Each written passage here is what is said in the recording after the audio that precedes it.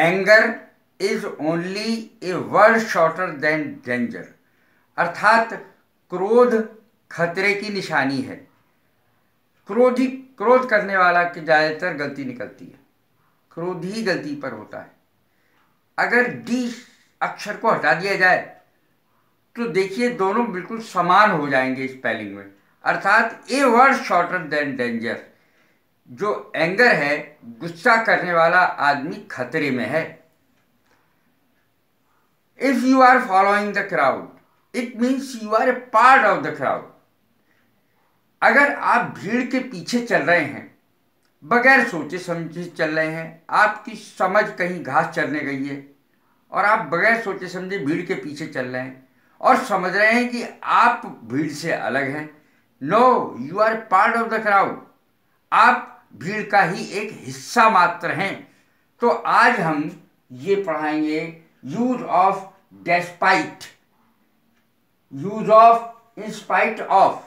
Despite में कभी of नहीं लगता, इंस्पाइट में ऑफ लगता है। अर्थ दोनों का एक ही है और वो है के बावजूद भी। अब सेंटेंस के द्वारा मैं इसको आपको बताऊंगा। डेस्पाइट माई रिपीटेड वार्निंग्स, मेरे बार बार चेतावनी देने के बावजूद भी, ही डिड नॉट इम्प्रूव, उसमें सुधार नहीं हुआ, वो सुधरा नहीं। अब देखें use of in spite of. In spite of my repeated warnings, मेरे बार बार चेतावनी देने के बावजूद, ही डिड नॉट इम्प्रूव, वो सुधरा नहीं। दोनों का अर्थ एक ही है।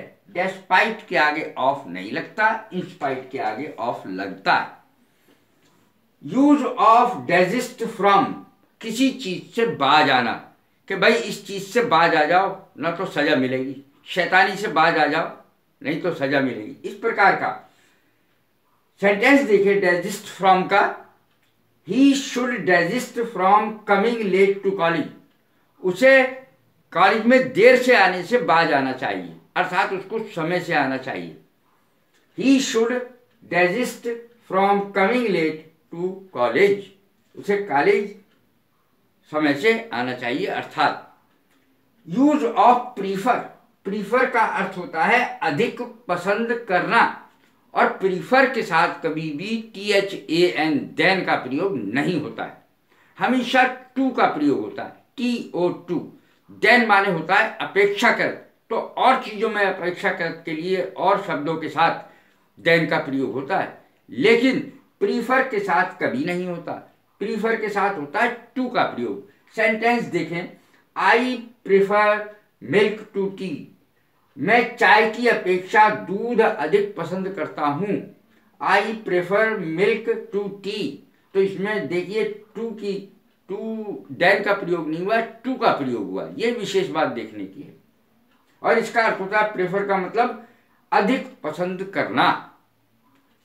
Use of to, TOO, too माने भी होता है और टू माने बहुत ज्यादा भी होता है। वह इतना मोटा है कि दौड़ नहीं सकता।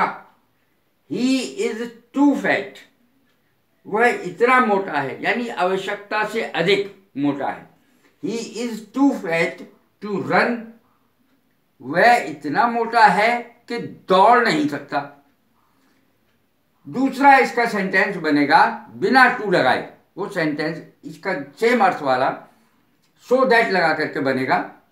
He is so fat that he cannot run. He is so fat that he cannot run. वो इतना मोटा है कि वह दौड़ नहीं सकता। तो ये जितने भी सेंटेंसेस हैं ये आपको जरूर पसंद आ रहे होंगे।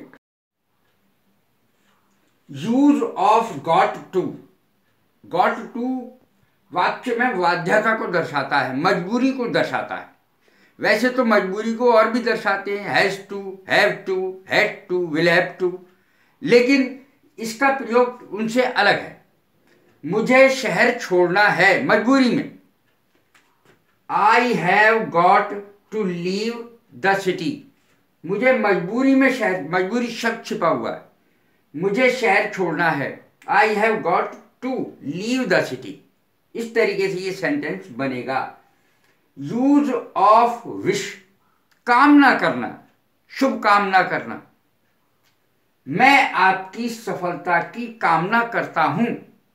I wish you success, I wish U A happy journey, I wish U A successful life. तो इस तरीके से आप कुछ भी बना सकते हैं, कुछ भी कह सकते हैं, आई विश यू लगाना पड़ेगा।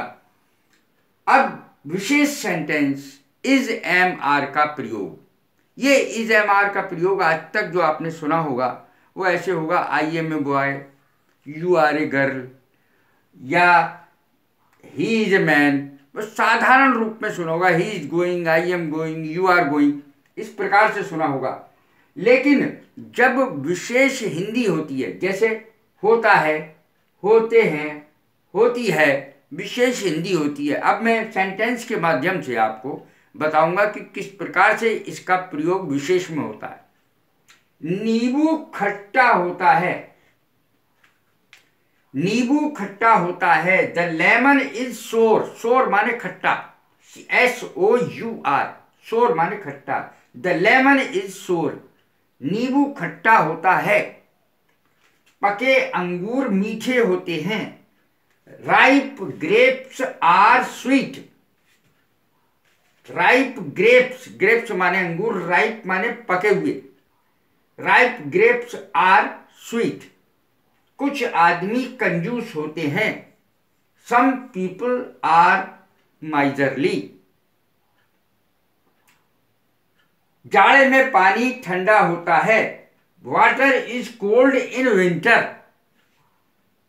कोयल काली होती है। A cuckoo is black. तो इस प्रकार से ये जो सेंटेंसेस हैं विशेष प्रकार के और विशेष प्रकार के शब्दों का जो प्रयोग है, ये आपको कैसा लगा, ये वीडियोस आपको कैसी लग रही हैं, ये आप कृपया अगर पसंद आ रही हों तो ज़रूर ज़रूर और ज़रूर इसको सब्सक्राइब करें ताकि मैं और आगे वीडियोस बनाता रहूं। Thank you very much.